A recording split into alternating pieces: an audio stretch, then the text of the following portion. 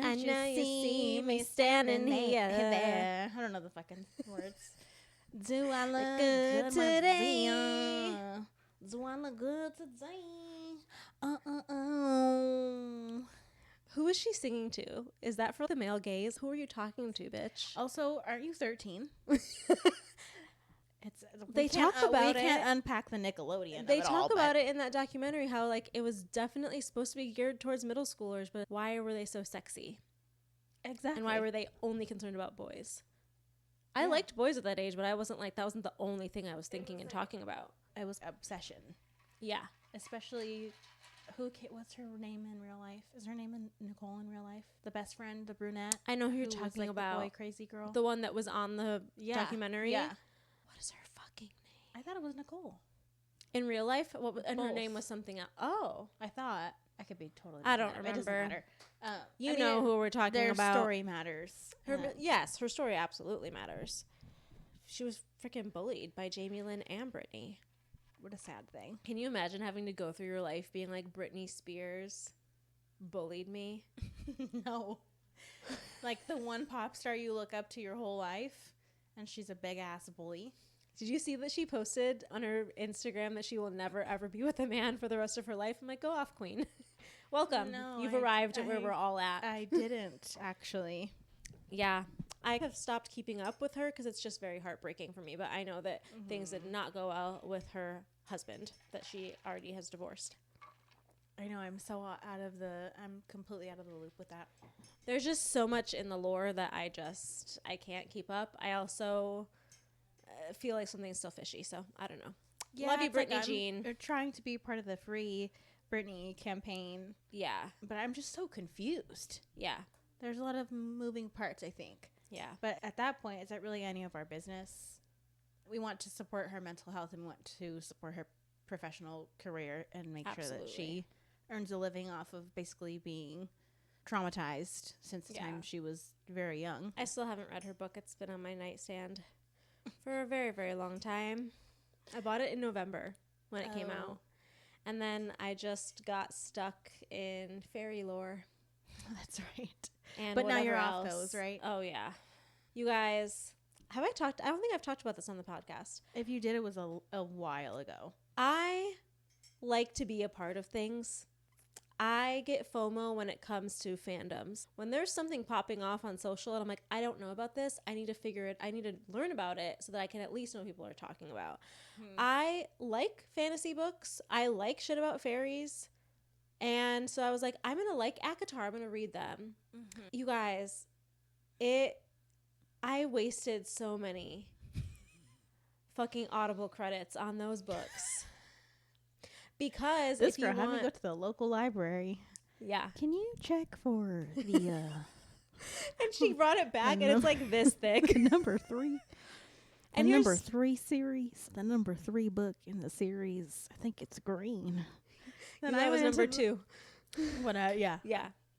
I went in there and I was like, are you organized by genres? Yeah. She's like, actually, we're not organized by genres. I'm like, am I in a library or am I not in a library? I'm like, you don't go by the Dewey Decimal? Was I trained incorrectly in public school? Probably.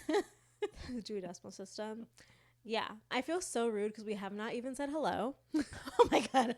Oh yeah, we just already hello. We love you. It's been a gosh darn day, hasn't it? It's been a day. It's been a freaking cycle in my life. Hi. I don't need to go into the full shebang. Just know that I am not an ACOTAR girly, and I thought that they were very boring, and I'm mad that I read 2,000 pages for zero plot to happen. Besides a few spicy scenes. Oh, we're going to get the book talk girly. So mad. You're not going to change your mind. Don't waste your breath. I don't care. I love Taylor Jenkins Reid. I tolerate that one lady, Colleen Hoover. Some of her books are good, whatever. I'm not on the Sarah J. Maas train. Don't care. You can hate me for it. I don't get the allure. Why are you wasting so much of your time reading a book where literally nothing happens until the last 100 pages? Is it a kink? To be disappointed? Literary edging. It kind of is, because you know that there's going to be a spicy scene. Right. Hold on. But in the book that I'm specifically talking about, the second one, A Court of Mist and Fury, girl. I think is that what that one's called. You guys can correct me if I'm wrong. Literally, the spicy scene is 50 pages from the end. And I'm like, why did I read all of this for that? I don't know. Anyway. We live and we learn. Anyway, fuck Tamlin. That's all I will say, because I'm on that train. But the rest of the series, I could honestly give a fuck less. What was I going to say? For whatever reason, some videos come across my TikTok every now and again. And this wife was explaining to her husband that some random girl got a tattoo of a character that I guess started out really good. But is it that person? Yeah. Oh, they started out really good, but then ended up being a really bad person? Yeah. And a real life person got a tattoo with their name. And then she kept reading? I would imagine so. Then the husband was like, oh no, why? So I would imagine that that's not a good idea. He turns bad so quick. Like book 1, you think that he's like, oh, this is like the romance of a century. Uh-huh. And then literally in book 2, it's like Stockholm Syndrome trying to trap her. Oh, yikes. And that's dim her light. And like, she's a badass. She literally saved the entire fucking fairy world by killing a giant worm and the most evil woman in the universe. Just go with it. Just roll with it. So she's a fucking badass, right? She was out in the wilderness fucking hunting and shot a fucking wolf. You know? She's like Katniss. Okay. She's that kind of character. She's a fairy Katniss. And so he thought that he could just tame her and that she could just be a pretty housewife in his castle and that she'd be okay with never leaving his castle. You have another thing coming. Mm-hmm. He Rapunzeled her? Yeah. And then he was just like a sore loser about it all because she goes to the obviously better choice, the person who respects her, listens to her, allows her to rule with him.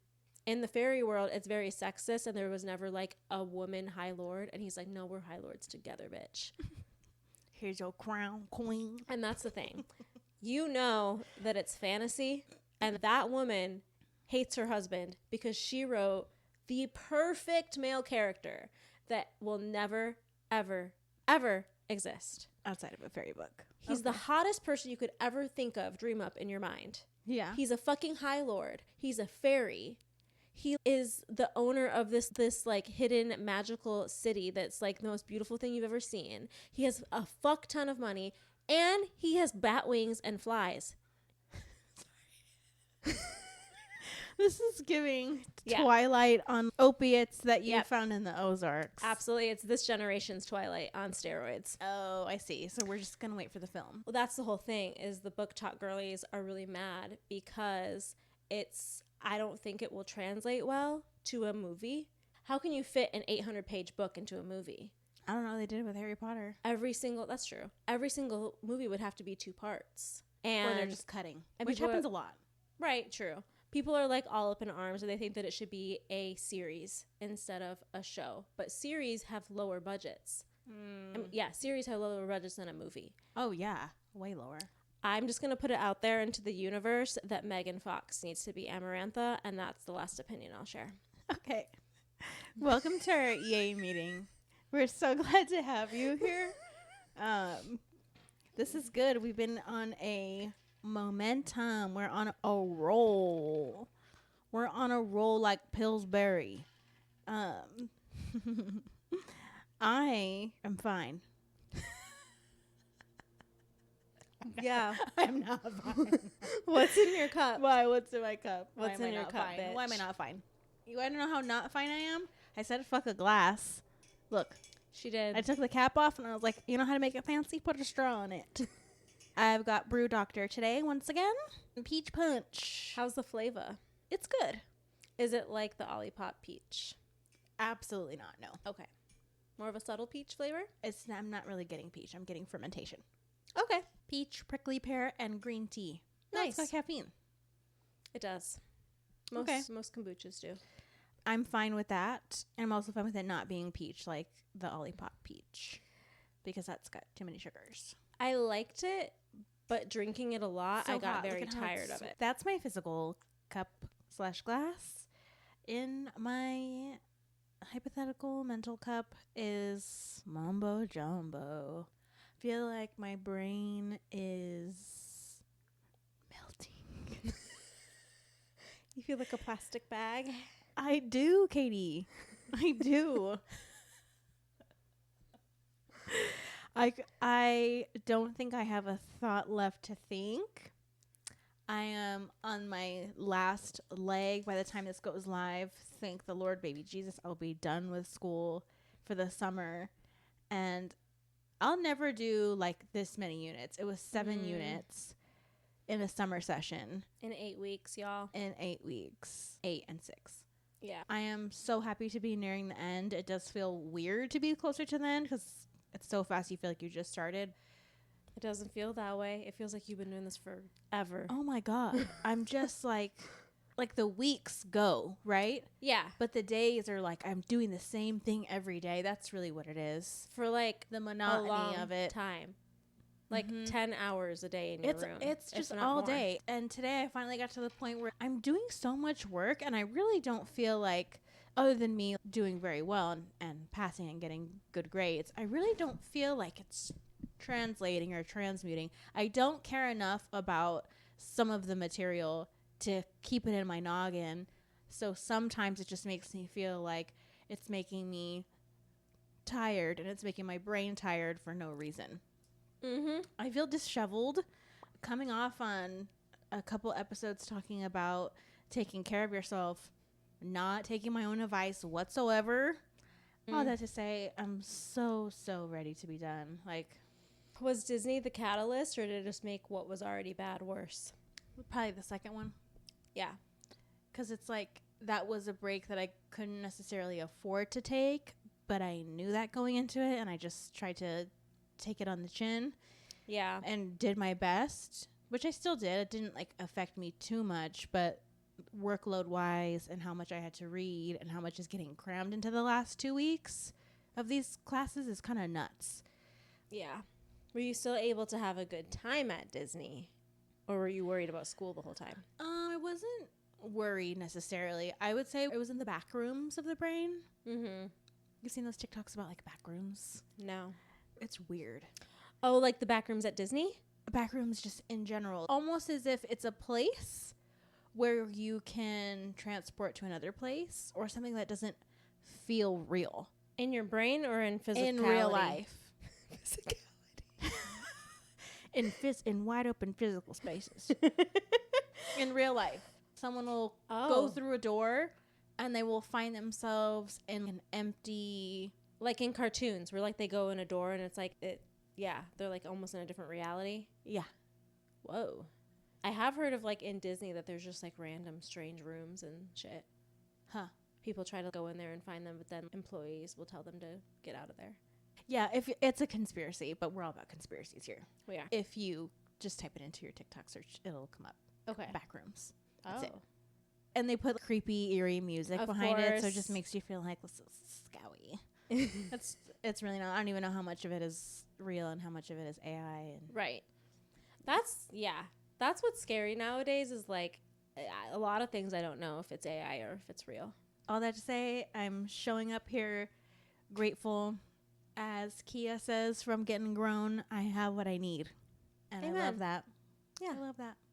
They just came out with merch, and that was one of the things that they did not have on their merch. Oh. And I would have loved it. Missed opportunity. I would have loved it. I have what I need. Opportunity. That is me and my cup. What is in your cup, sister?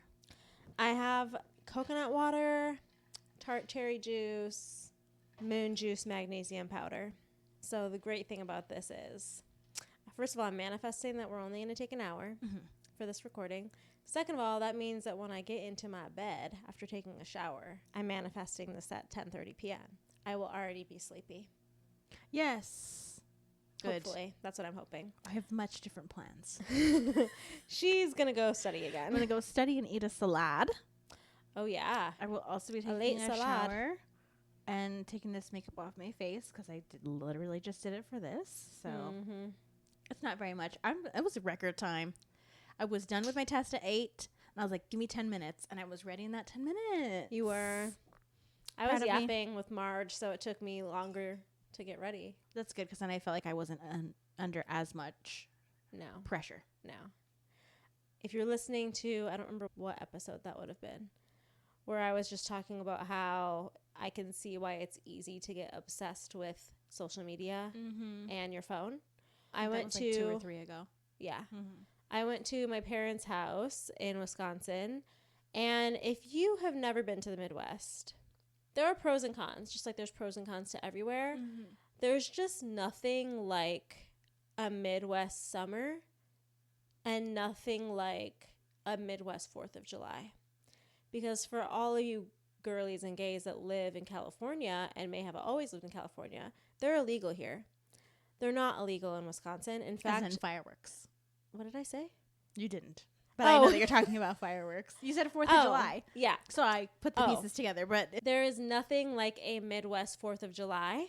And for all of you who are from California or from the West, I don't know what other states fireworks are illegal in. I just know that they're for sure illegal in California. Mm-hmm. They're not in the Midwest. And there's stands on every corner. Mm-hmm. And people go ham. Well, my mom's friend lives on the highest point of the town that I grew up in, and it's on a hill. And so you can see a 360 view of all of the fireworks going off everywhere else. You can see towns away. You can see their fireworks. And then she lights off her fireworks, and they're literally like right above you. And it looked like little ash is falling on you. Oh. You just have to be there. It's great. Yeah, you just have the ash. Yeah, the ash is going to get me there. I'll tell you what. In the Midwest, is it firecrackers or fireworks? Fireworks. Okay. Yeah. Who says firecrackers? I don't know. Someone tell me in the comments. What region says firecrackers? I feel like somewhere in the East. That sounds like some weird shit they'd say. Firecrackers. I got you firecrackers. Firecrackers. Light us some firecrackers. So you had a social media break is what you're saying. Yes, where I really unplugged. I would basically only go on social media to see what was happening with Love Island. Turned all my notifications off. I really would only go on TikTok like before I go to sleep, which I know is a bad habit, but it's a habit that I've made for myself. And if I want to scroll on TikTok for 30 minutes before I fall asleep, there's worse things I could be doing. It could be an hour and you have the girl yelling at you. Yeah. But yeah, there's just something about it. And it's so refreshing because no one there cares who you are, who you know, what you have, or what you look like. Everybody's just the same. Chilling. Yeah. Which is nice because then it really does feel like an escape. Mm-hmm. Because you're not being bombarded by literally anything. Or like status.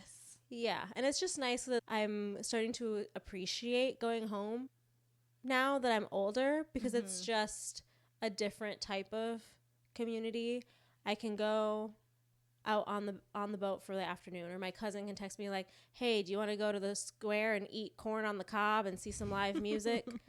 It's just different. I'm not really on my phone because I'm out doing shit. I'm living life. Yeah, you're outside. I'm outside. Yeah. So, yeah, it was a really good break. And one thing I did not take a break from, you guys, I've become a full Reddit girl. Because at first with Love Island, I was just looking at Instagram comments. Oh, no.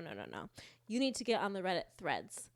So, because I'm an all or nothing bitch, I signed up for a Reddit account. Yeah. I downloaded the app. I made a profile and an avatar just to get on there. And that's leading into what we're talking about today. But first, I want to announce that we announced the winner of our giveaway. Oh my gosh, we're spaghetti. I'm Honestly, so sorry. Congratulations to Miss Chelsea Cruz. Thank you so much for entering. Thank you everybody who entered. Thank you for listening. Shout out Chelsea. We love you and your goodies will be coming to you soon. Second announcement, we want you to watch us on YouTube. Because here's the best thing about it. And subscribe. Subscribe to our YouTube. Watch on YouTube if you're a visual girly.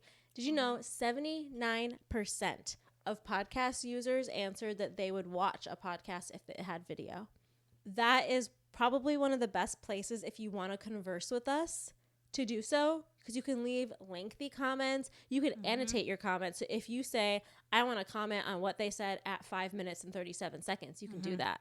And then that way we know what you're talking about. We answer back there. We answer back everywhere, but you're just able to leave bigger comments and we can have more of a conversation. So join our YouTube community. We want to hear from you and hear some feedback. We've had a couple guests on now, so I'd love to hear how you guys feel about that. We are always inviting people to have conversations. I would love that more than I would love a TikTok repost or a like on anything. If you comment and you share part of your experience or how anything that we talked about resonated with you in any way or how it reminded you of something, that is much more valuable to me. We always appreciate a like, anything, and a save and all the things, right? But what's more valuable to us is actually speaking to you guys, right, and knowing what is beneficial for us to be talking about. If you have things that you want us to address, we could do that. If you have a guest that you would like to recommend, we have lots of surprises coming. But if there's a guest that you would like to have on the podcast, please, always open to any constructive criticism, recommendations, yeah, et cetera, et cetera. Yeah. If there's a certain topic or a question you want answered, I think that we forget how much things like this matter when someone's starting out, but a like and a comment, even if it's an emoji, a follow, a share to your story really helps creators out more than you realize, because it boosts their content in the algorithm, and then more people can find them, and et cetera, et cetera. So not only do we want to talk to you and have a conversation because we want to have that community with you, it also just helps out Black and brown creators and small creators and small businesses everywhere. Not just for us, but just a general awareness. Because I think once I got on the other side of it, I'm like, oh, now I understand. And now I understand the engagement piece, because it is really hard. I think that like we are so inundated with content that we just scroll and scroll and scroll, and we just don't even think about giving those nods to the content that we like or the content that we learned from or whatever it is. I don't realize the effect that I could have when I like or comment on something and how that can help small creators. So I agree. Now I have a completely different view. Yes. Yeah. I'll finish your sandwich. You can finish my sandwich. You know what you can always count on us to do? The most. The most. Too much. Okay, so if we haven't said it already, today we're talking about ego. We've mentioned it once. We did? Okay. Or so. I feel like we're Leah and Rob with the, like we are both just one that's brain. Right. Give me back my brain cell. Give me back my brain cells, right. See, I feel like nothing I'm saying is really making sense. I wish I had a brain cell to give. I don't. For real. We're currently sharing. I created a Reddit post. Is that what it's called? What's the lingo? Was it an existing like forum, if you will? So, no. The channel is dating. Okay. Reddit/dating. I created a new shits post. See, look at that. 682. Holy shit. It's overwhelming. It's overwhelming. So I posted on Reddit about having frustration over the fact that don't really want to be on dating apps. I've spent so much time in the last 10 years on dating apps, and it's really gotten me nowhere. And I feel like it's just getting worse. Which, stay tuned, because we're going to have a dating expert on the podcast soon, and I'm so excited. But confirmed. Not on the apps. I work from home. Danny's my only friend. Hello. And we don't really have a big friend group of people who are like inviting us out to do shit so that we can meet other people. I'm a tight-knit ass bitch. Really, the only times that we can meet people is when we like go out for events. So like you guys heard about when we went to see Hassan. Yep. Meeting people out there, or like whenever we're outside. Which we love. It just doesn't happen often because we're busy. Yeah. We both got stuff going on. So really our only time to meet people organically is in the wild. And so even when I'm in the wild, I feel like I just don't really get approached. And so it was more of a general question of, okay, if I know that I have a lot of things going for me, right? Like I'm in the best place I've been in my career, in my life. I have worked on myself and my mental health. I'm in the best health that I've been in a long time, working on my physical health as far as fitness, going to yoga multiple times a week, getting back in the gym, going on my hot girl walks. Not that like physical fitness means that I should like, that every man should be like approaching me. That's not what I'm saying, but I'm just saying overall. You're caring for yourself. Yes. And that's what it starts with. Yes. Because if you don't have love for yourself, then you're not going to attract the right person. Yes. I've really been, my therapist told me when I was seeing my therapist that my picker's broken. And so that's why I always ended up in bad relationships and situationships, is because I just wasn't picking the right people. So I've really been trying to heal that. So long story short, I'm trying to make strides. I'm making strides mentally, physically, spiritually. I'm in the best spot that I've been so far. I moved to San Diego area because this is where I really want to root my life and where I feel the most aligned and like I can be myself. And I'm just really happy here, to put it short. So I feel like everything should be going in my favor, but I'm never getting approached when I go out. And so I posed this question on Reddit of basically, what are men looking for? Because I supposedly have what everyone's looking for, but I'm still in the spot that I am. And girl, the floodgates opened, okay? I got 680 comments. Some of them great. I will say probably a good 40 to 50% were helpful or at least kind or didn't want to make me throw my phone. The other 50% were from crusty, dusty, hating-ass men who, one, were either incredibly sexist or two, were just so apathetic. And that's what this conversation was born out of, because a lot of the responses I was getting was, we're just scared. We don't want to be rejected again. Or like just making excuses, and now we're done. We're told that if we approach women that we're being creepy, so now it's your turn. Like the women need to approach us. But then on the other side of the coin, I was also being told it's because you care about your career, and men find that too intimidating, or you're too much in your masculine and you need to be more in your feminine. I'm like, okay, which is it? Either I'm going to be in my feminine and you can approach me, or you want to have a successful, speaks her mind, badass woman. You can't have both. Also, I'm not going to approach you. If I see somebody when I'm out and I'm like, wow, they are ticking all my boxes, I will approach them. But I would say 9 times out of 10, I'm just in the moment and I'm not going to approach you. You can approach me. To me, it's really based on social cues. If I've not even seen you and I'm sat down at a dinner or a bar, for instance, and I've not even been given the chance to like make eyes at you, like the okay, go ahead eyes. Yeah. Even if I know that someone is about to approach me and I already know my answer because I'm just not physically attracted to that person, it's okay. First of all, let's just set it up, okay? It's okay to not be physically attracted to someone. I know that I am not everyone's level of physical attraction, and I'm okay with that. Right. So that's where the conversation stemmed from. That men and women view rejection very differently. Now, can I understand where some of those men are coming from and how probably a lot of their experiences have curbed their ability or their desire to continue to approach women? Yes. Are there some mean people out there? Yes.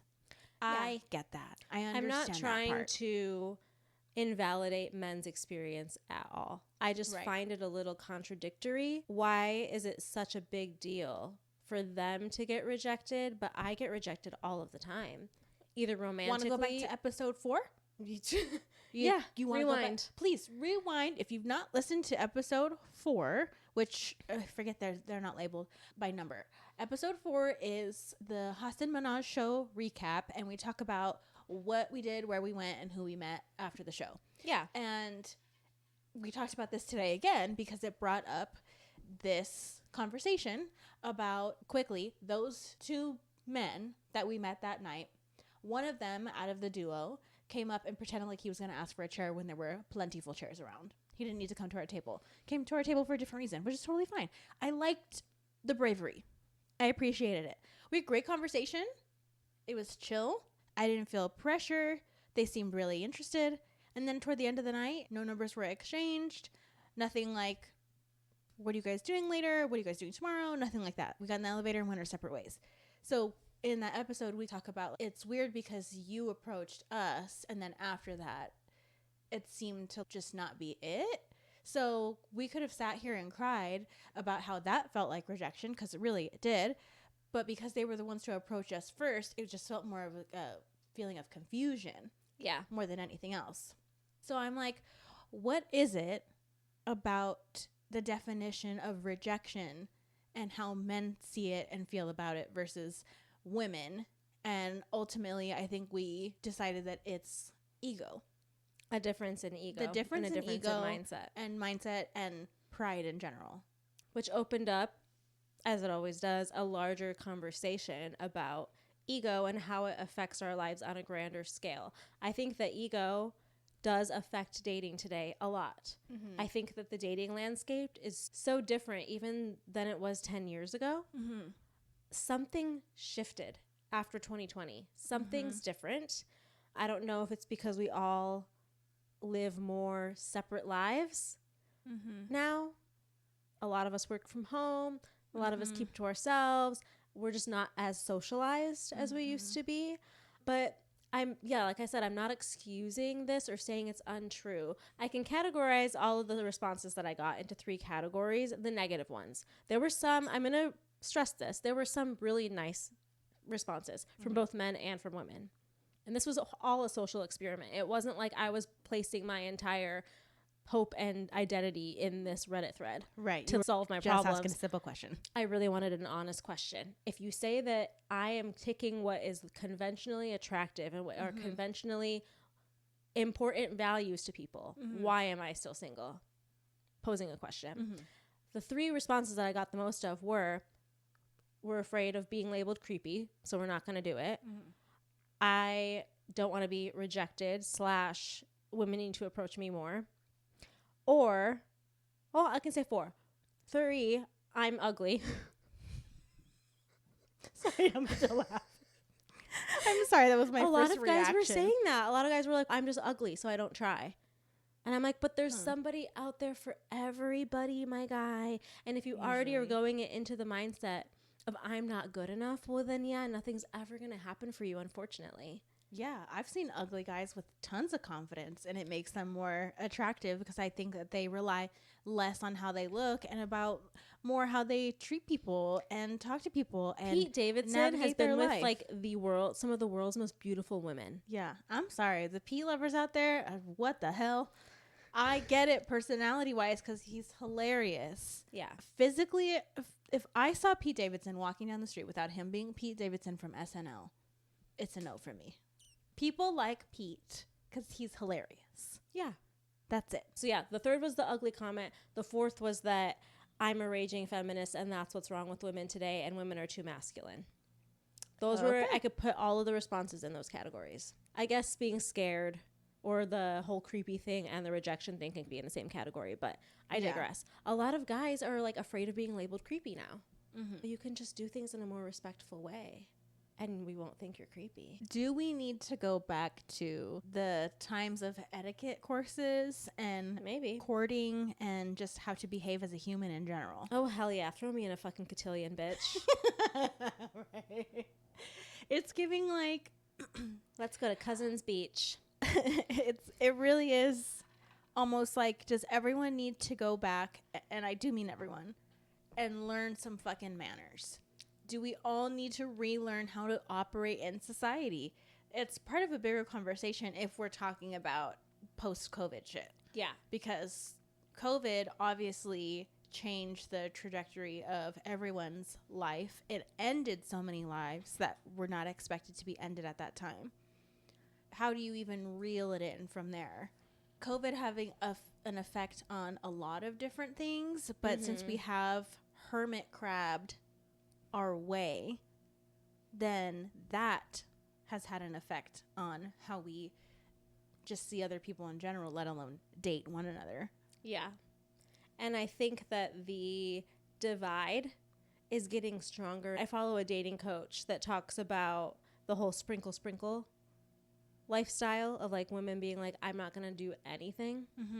And I just expect to be waited on and paid for everything and buy me a first class flight and buy me a handbag or whatever. While, yes, because of the way society is set up and has been historically set up, women are going to be making less money.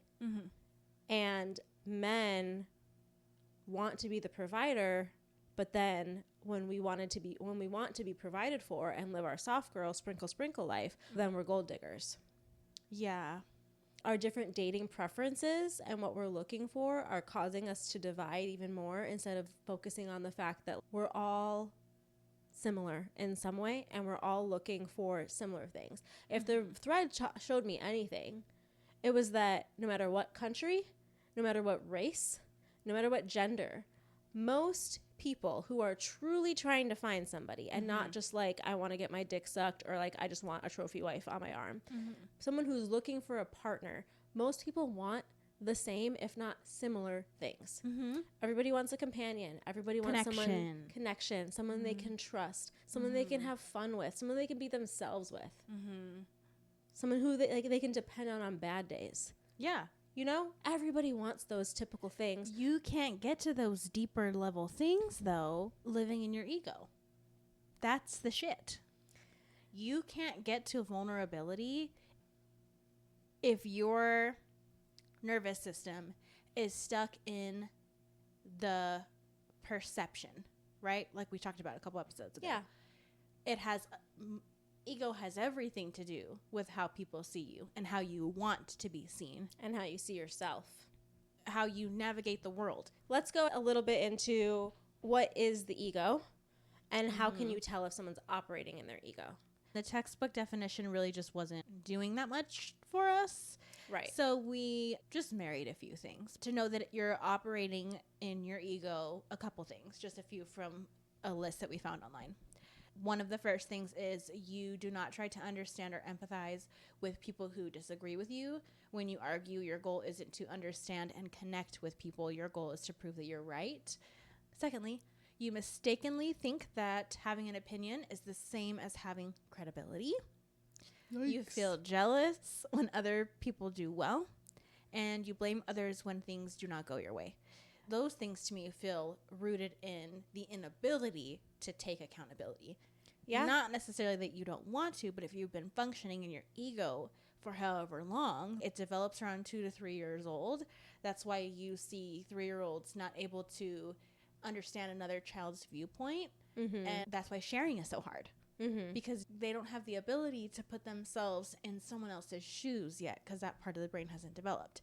So you could have been in that frame of mind since then and gone throughout your whole life in this egocentric shell of a person, when truly your actual self has yet to be realized. I think for people who maybe are, I don't want to say the ego is a new concept. I think that it is one of those words right now, similar to boundaries, that is becoming a hot button word, but for good reasons. I think that we're examining how do we identify what's true self and what is your conditioning. So your ego in a lot of ways is sometimes there to keep you safe in certain situations. It thinks it's keeping you safe. It's like a part, like what we talked about with Nizreen. It's this thing that it thinks that it's keeping you safe, like anxiety and Inside Out too. I know what's best for you. So therefore, if we appear like we are smarter than everybody, dress better than everybody, have more followers than everybody, if we walk into a room and everybody stops and looks at us, or if people listen to our opinion because we think that we always have the best things to say, or we try to appear like we always know the right answer, like that we're always right. I think that we're conditioned. I think we're conditioned by society to have ego. And I think that different regions and cultures experience ego differently. I think in America, we obviously live in a patriarchal, capitalistic society. Individualistic. So I think that a lot of times ego can be tied to material and tied to vanity. Because we think if we have these certain things, if we look a certain way, let me get the filler, let me get the BBL. Oh yeah. Let the whole white picket fence. Yeah. And 2 kids and a dog. It's like this idea of you have arrived when you have these things, when you have this status. Right. And that's all ego, because all that the ego is doing is trying to make you feel better about yourself. What our true self really is our soul. Our ego, I almost see the ego as a mask. Right. And when you can take off the mask, you see the world differently and you see yourself differently. Yeah, it's like shedding a blurry layer over your eyes, or like wearing prescription glasses that are not your prescription. Yeah. It led into not only defining what ego is, how to know if you're operating in it. We also talked about ego versus ego death. How do we know ego death is happening? I think one of the biggest things is consciousness. So operating in your ego is a lack of consciousness, a lack of self-awareness, because it's selfish and it's very self-centered. Because you're always thinking about, how can I look better than this person? How can I be better? Right. How can I just be the best in general? How can everyone around me also serve me and my needs? Yeah, it's a false sense of self. We always say you're boosting somebody's ego. We all know somebody who, you know, I'm not going to give them a compliment because their ego is already huge. Or I'm not going to share this thing with them because they're going to pipe in and mansplain something to me, or act like, oh yeah, well, I did that. Oh, well, I went to 17 countries.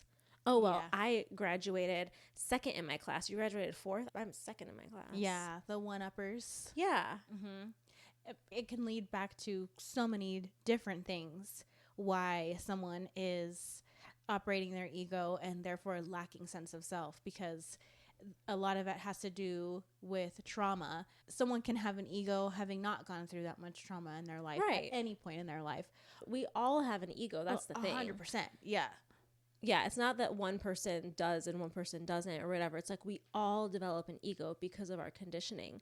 But I think how you know that you're really dying to your ego is when you start consciously recognizing behaviors. I have a friend who, she's a life coach, and she used to always tell me, like, when I was first, you know, going through my healing journey, and I would be like, you know, I just really feel like 3 months ago, everything was sunshine, flowers, butterflies, and I just felt so great, and I just felt so light, and I just want to go back there because now I just feel like I'm falling into old patterns. And she's like, that's how you know, shout out Alili, that you are growing and that you are having these ego deaths is because you wouldn't have noticed that a year ago when you were operating in your ego. You wouldn't have cared. But now the fact that you can even just see, ooh, I made that decision and it doesn't feel aligned to me. Or, ooh, I don't like how I spoke about that person. That wasn't very nice. Whatever it is, it's like when you're starting to clock yourself. Yeah. That's when you know that you're really you're shedding. Yeah, you're coming into your consciousness a little bit more because you're understanding how growth doesn't happen without constantly checking your behaviors, especially if it's a pattern of behaviors that you've noticed, or you've noticed a pattern in your life, like, oh shit, like I can't keep a friend, or when this happens, I get the same result every single time.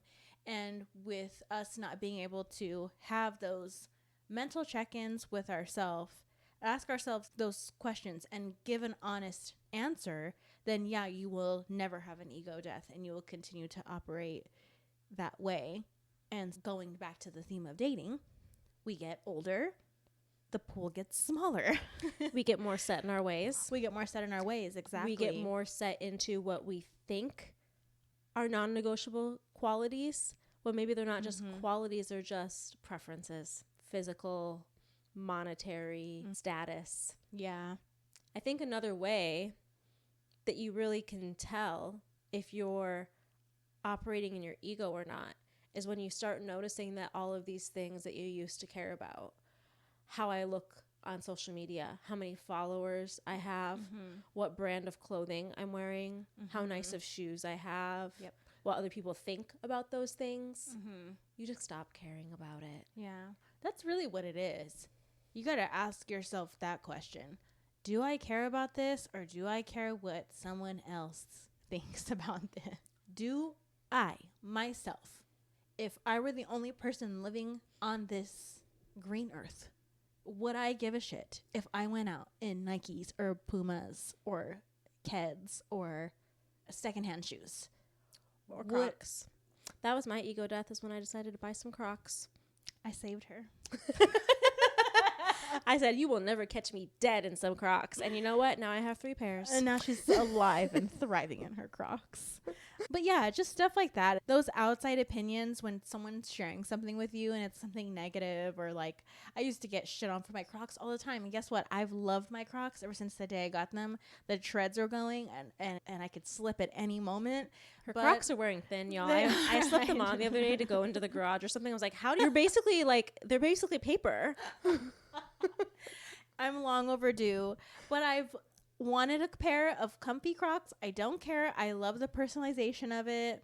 My daughter loves the charms. And so it's just something that's like, I like those. And I don't know, the other day I wore them out and I just did not give a shit.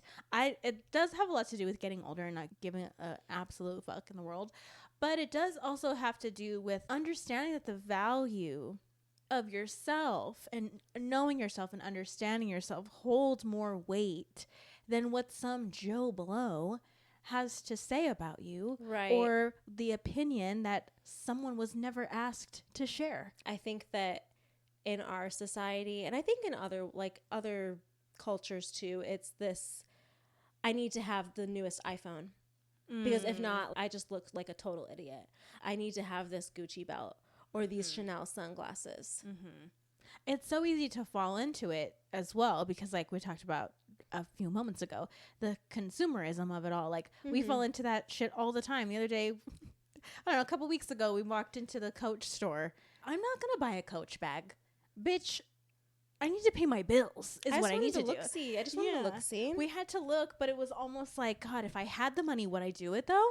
That's the real question.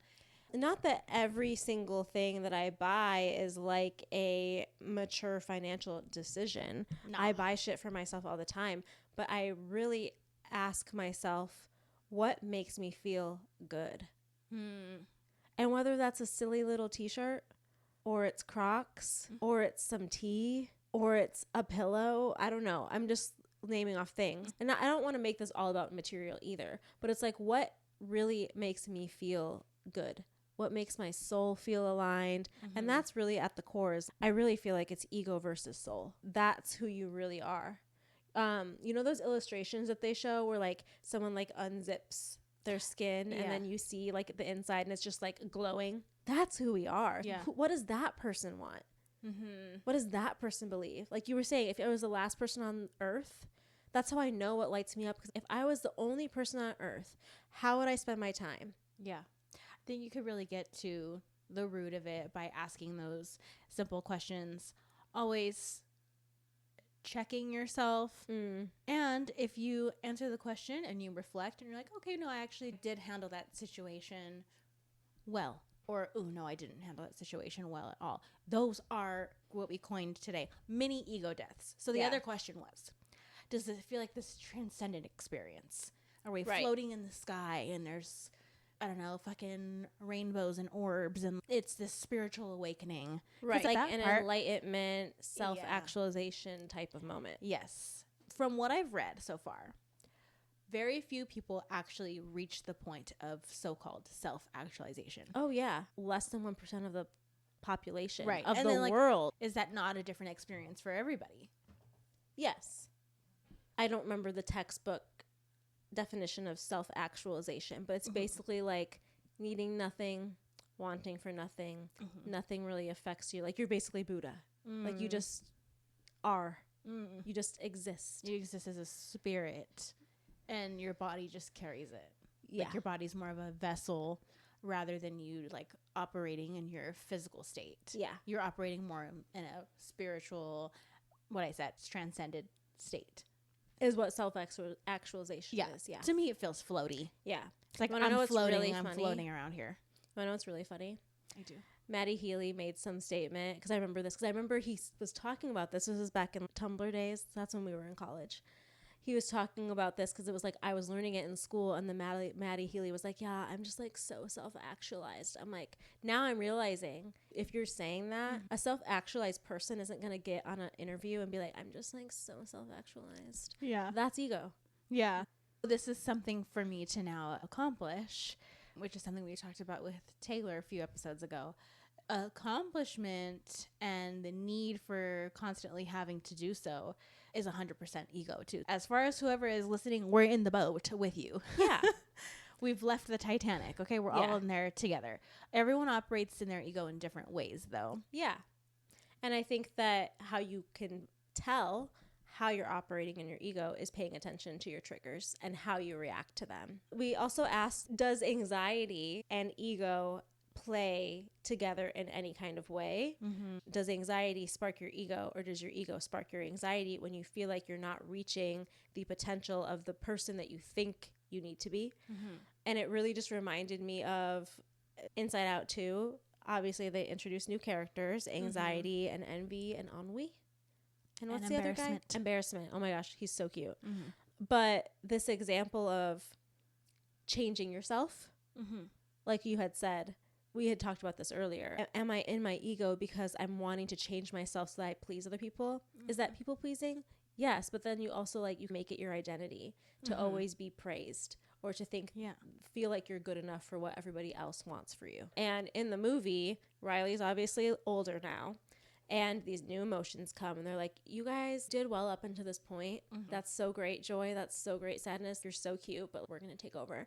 And they basically replace her core memories. And they start adding all of these memories that they think is going to give her what she needs, which they think that she needs to be popular and she needs to be the star of her hockey team.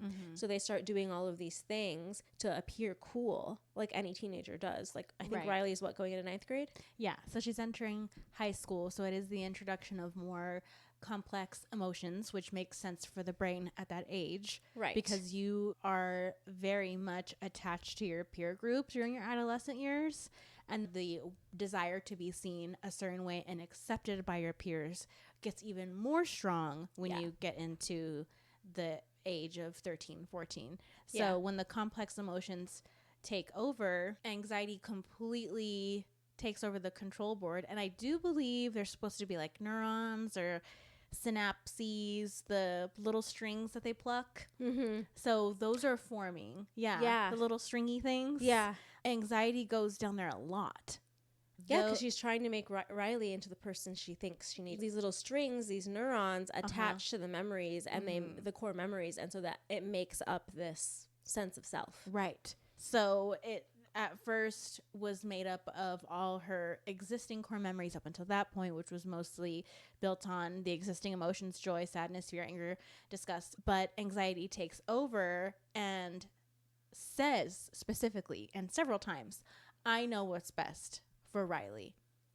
I know how to take over from here. But it is an important conversation to have. It's an interesting question to ask because you know then that anxiety is playing off of ego a lot. Because a lot of anxiety is the lack of control and wanting to be perceived a certain way. So she made Riley do things that Riley would normally not do. Exactly. Like sneak into the coach's office and look at the notes and be betray not so her nice friends. to her friends. Yeah.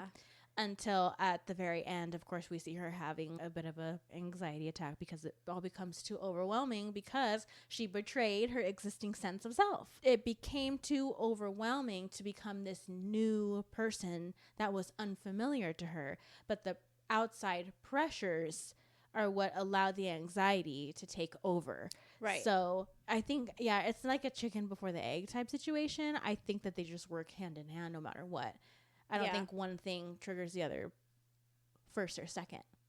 Yeah. They're just cohesive. They just exist as one almost. And sometimes the more anxiety you have surrounding a certain situation, the more your ego will behave in a way that's opposite of your soul.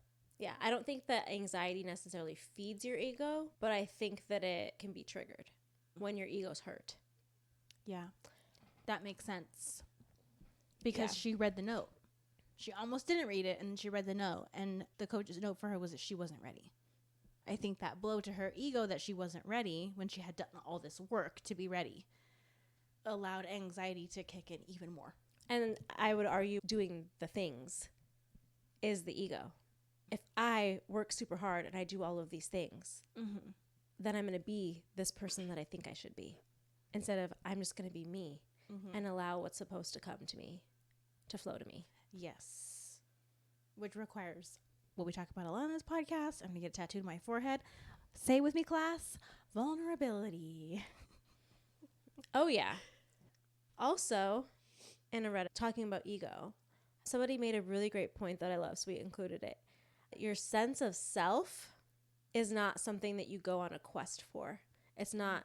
I think that we are taught or shown these depictions of finding yourself. As much as I love Eat, Pray, Love, like the Eat, Pray, Love moment, I'm going to go journey around the world and I'm going to find myself.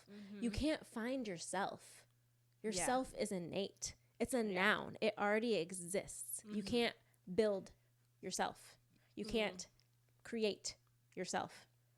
You can create an image. You can express yourself outwardly, but that's not, yourself is, it's already there. It's innate. And it can be dormant until you tap into it.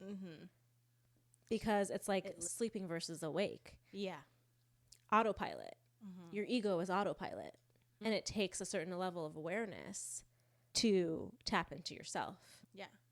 She had the same emotional breakdown in Manhattan as she did in India. Honestly. As she did in Bali. And that could be a whole different episode about how your problems follow you. And it's not necessarily the location. Nah. If you don't address it and you keep running for it, it's going to keep following you. It's a shadow. Yeah. It is definitely a sense of running. She felt like she was stuck in this monotony of just everyday life, and she didn't have any spark or purpose or passion. And yes, did she meet a lot of people that helped her get to that point? I suppose so. But did she also just end up right back in square one? I don't necessarily subscribe to the entire movie. Like, I get it, it's cute, but really at the end of it, it's like she found her true love of her life, soulmate type shit. And like, you don't need to travel across 3 continents to do that, I don't think. Right. I would have loved the message at the end to be that, like, the love of her life was herself. Kind of like someone great. Yeah. I'm someone great. Very true. It's not about the other. It can be about the other person. I'm not saying that. Yeah. Love is amazing and it's great and partnership is amazing. But when you have to love yourself first. When it doesn't work out, the lesson to be learned isn't that the other person is a piece of shit. The lesson to be learned is, whoa, what happened? What did I do? Not what did they do? Because if you're stuck on the what did they do, you'll be there forever, girl. And it's like, that's a treadmill that doesn't turn off. No. And how did I get so far from myself in this relationship? All relationships are compromise, and they should be, but you should not be abandoning yourself for a relationship. Nope. So bringing it full circle back to the whole dating thing, I think that the difference is, and I'm not saying that women are better than men. I think that we experience dating and rejection and different things differently. And I think going off of the whole society thing, men, I think, are conditioned in their ego because it's also tied to their worth and it's tied to their masculinity. And so when they feel rejected, it is a direct hit to their sense of self. Whereas when a woman is rejected, here's the thing. If there's 2 men that listen to this podcast, but if there's any other men listening, we all experience rejection and it hurts for everybody. I'm not minimizing you. I'm not saying it's not hard. I'm not saying that it sucks. But guess what? Rejection has never killed anybody. It's just a small part of what the dating experience is supposed to be like. Yeah. Because then you do learn who is for you, who is not for you.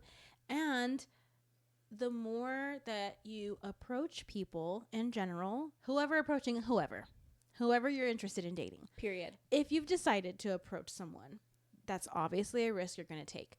It's a 50% chance they're going to tell you to fuck off.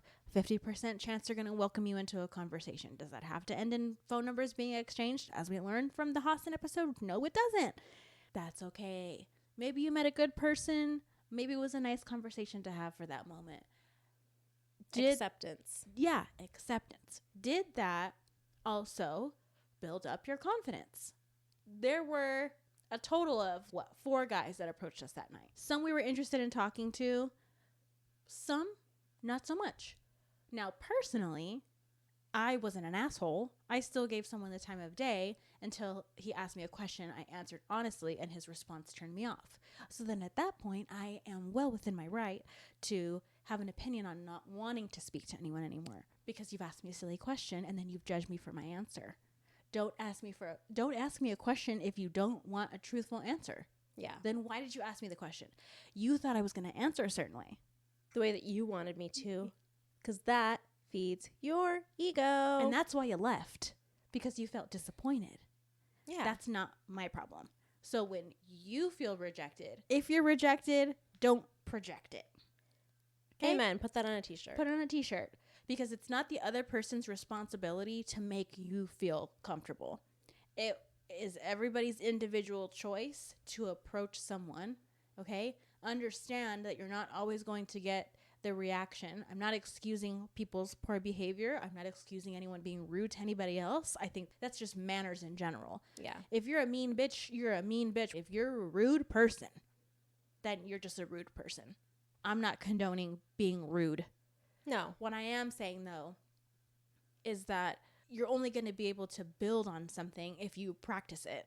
Yes. So if that's the fear, yes, then yeah, we need to learn how to conquer our fears. Going back to the whole triggers, like what triggers your ego, I think that's another difference in men or women. Again, not saying one is better than the other, but I think that men, because they've been conditioned to operate so heavily in their ego because it's tied to how they look in society, how they look at themselves, etc.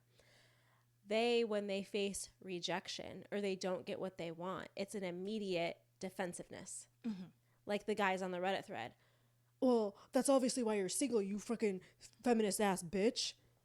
It got that bad? Yes. And that's why no guy will ever love you, because you think that you're more powerful than men, or you think that you can like blah, blah, blah. I'm like, I don't. I just need to pay my bills. Also, I literally just read the post. Not a word was said about that. Can I not like... Right. I said that I was like, I have a successful career, but I'm not saying that I'm rolling in money or that I think I'm better than people because I have this career. I'm not. I'm just saying I live in a society now, which is great. I'm thankful for the fact that I'm allowed to work and make my own money. I live in California. I need to pay my bills. But men, I think immediately when they are triggered, they jump to that. Oh, like, I didn't really like you like that anyway, you ugly ass bitch. You fat bitch. Yeah. It's like you Always. personally attacked me, even though that's not what we did. It felt that way to them. So then the immediate response is to personally attack back. Women respond differently. I'm going to use Love Island as an example again. When Rob turns down a girl on in the villa, which has happened now like 87 times, they are always like, why am I not good enough? What's wrong with me? Why couldn't I make him like me? I think women experience rejection in that way. Internal. We look at ourselves and we're like, why doesn't he want me? Why wasn't I good enough? Why was I pretty enough? Like Cassie in Euphoria, I'm going to wake up at 4 a.m. before school and make myself look like a fucking supermodel. Because then maybe he'll notice me. Then maybe he'll take me back. The 3-hour skincare routine before the sun comes up is crazy. Literally. For your best friend's ex-boyfriend. Literally. It's nuts. But yeah, I think that's one of the major difference is that some people, I won't even put a gender on it, because I think that women can be like this too. 100%. When you reject them or you challenge them, they immediately, it's you, it's you, it's you. Whereas some people, mostly women, are going to say, oh, what did I do? What could I do better? It's just a difference of perspective and a difference of dealing with things. Yeah, definitely has a lot to do with what we touched on earlier, which is societal pressures and expectations and gender norms and all the things, right, that we could delve into that we don't have time to tonight. Overall, I think just the theme of the conversation is that ego can be detrimental to forming any relationship, romantic, platonic, otherwise.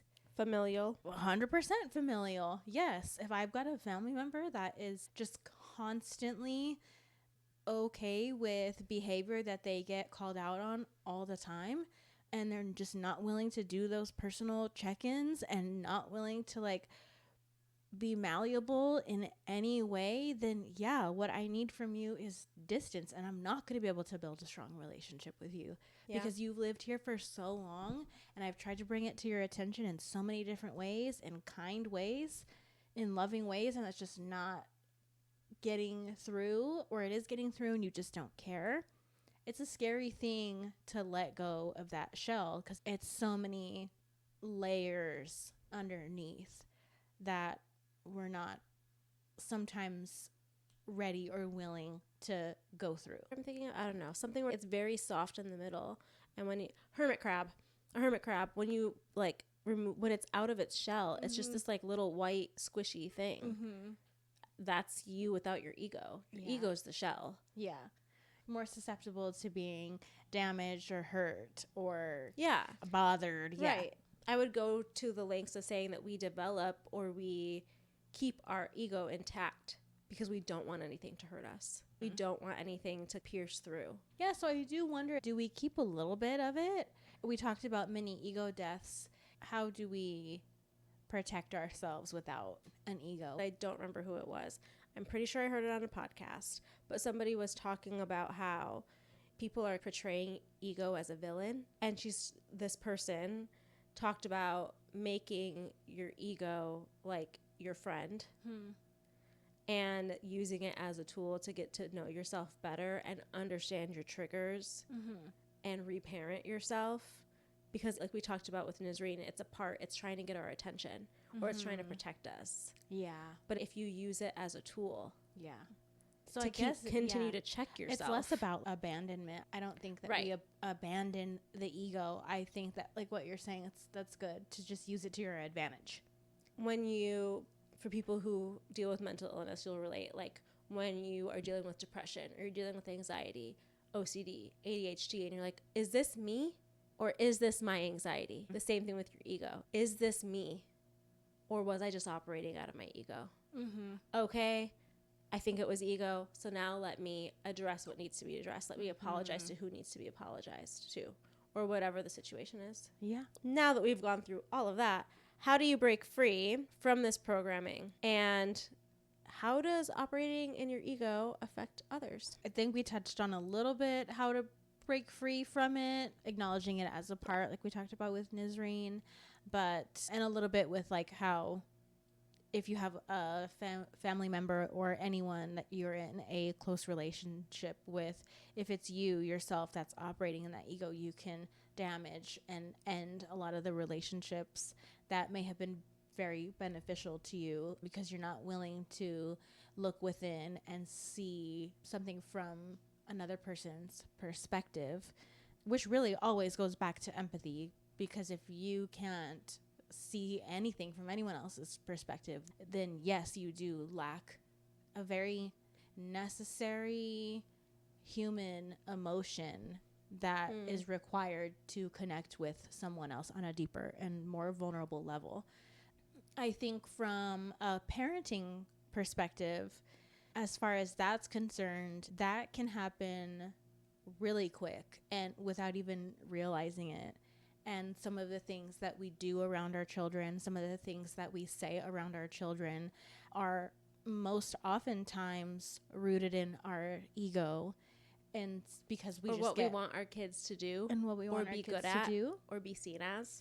Yeah. How can my kid operate to become more of what I deem as acceptable? Or how can my kid behave, or what can my kid be or become that will make me look good as a parent, versus listening to your child, understanding them on a deeper level, paying attention to their desires, paying attention to the things that they love doing and nourishing those things, because those things already exist in a child, and removing yourself, I think, completely from the situation, like peeling it back layer by layer, removing the ego, removing even you as a parent, and maybe leveling with the child where they're at. Because if you do let your ego get in the way, then all you're doing is bringing up the next generation to function in the same way that you are, and not being able to making yourself, or from their perspective, making their parent feel better instead of doing what's comfortable for them. Do they turn into people pleasers? Do they turn into someone who has narcissistic tendencies and doesn't care about anybody else's feelings and only wants to have their needs and wants met versus anyone else? Because that's what was modeled for them. Because that's what was modeled, right? It's always paying attention to what you're modeling to anyone around you, but especially children, because they're sponges. I think that for me, that's something that I'm paying more attention to, because that's the most important aspect of my life, and I do realize the weight that it carries.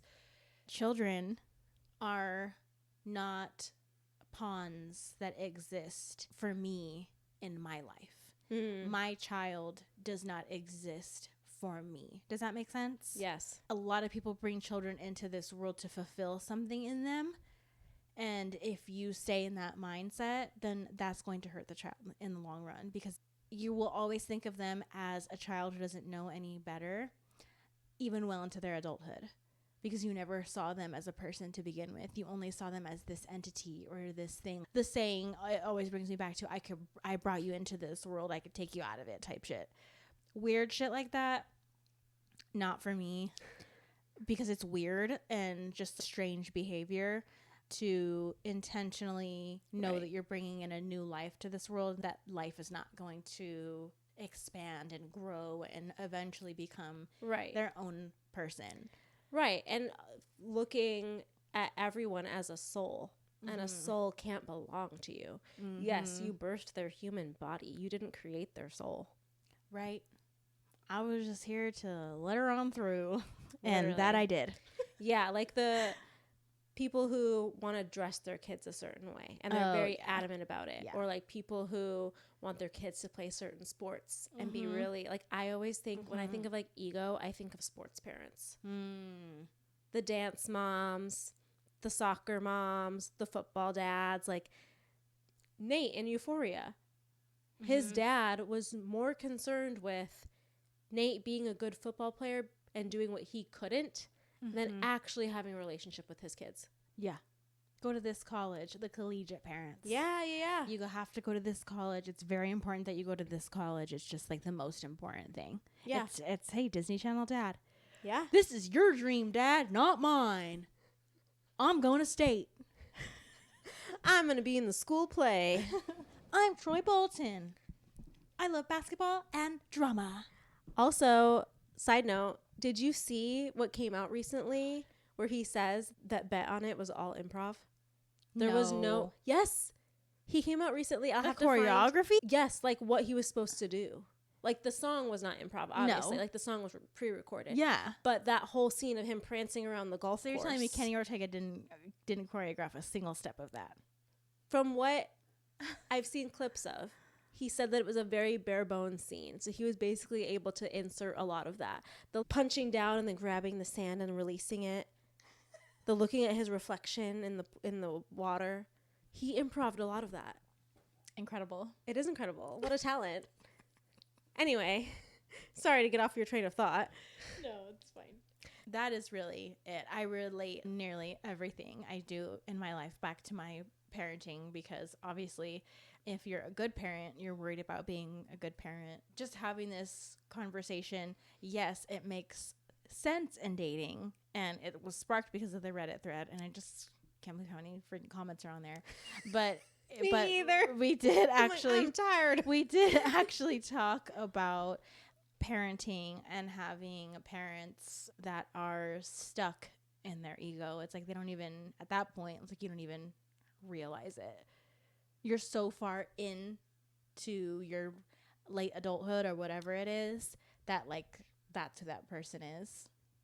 At that point, it's like your children are grown. So just learning always. Just learning things. Speaking of learning, one of my favorite people to learn from, Nicole LaPera, talks about how to do ego work. So I thought that this would be a great takeaway to end with. It's natural to be triggered and it's natural to have reactions to things.